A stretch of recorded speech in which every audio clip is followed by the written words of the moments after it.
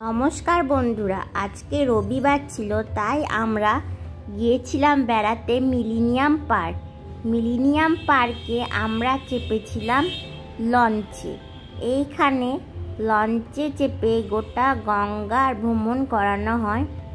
হাওড়া থেকে বিদ্যাসাগর সেতু অবধি এই লঞ্চটি যায়, আবার ফিরিয়ে নিয়ে আসে।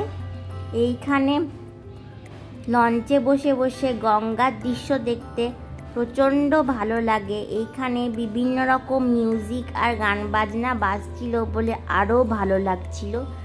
আর এই লঞ্চে চেপে সানসেটটা দেখতে অসাধারণ লাগছিল। নিচের ডেকে খাবার ব্যবস্থা ছিল, বিভিন্ন রকম খাবার আইটেম পাওয়া যাচ্ছিল, আর ওপরে চলছিল লাইভ মিউজিক।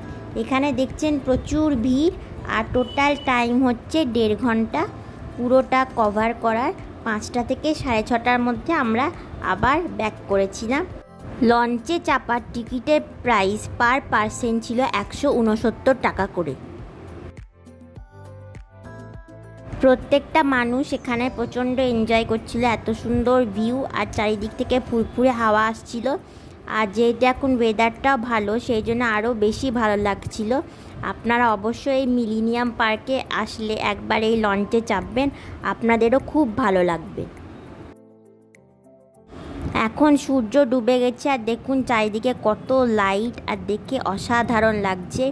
এর সঙ্গে হাওড়া ব্রিজেও লাইট জ্বলছিল, যেটা দেখে প্রচণ্ড ভালো লেগেছিল। এইভাবে আমরা আজকে রবিবারে 1.5 ঘন্টা কাটালাম।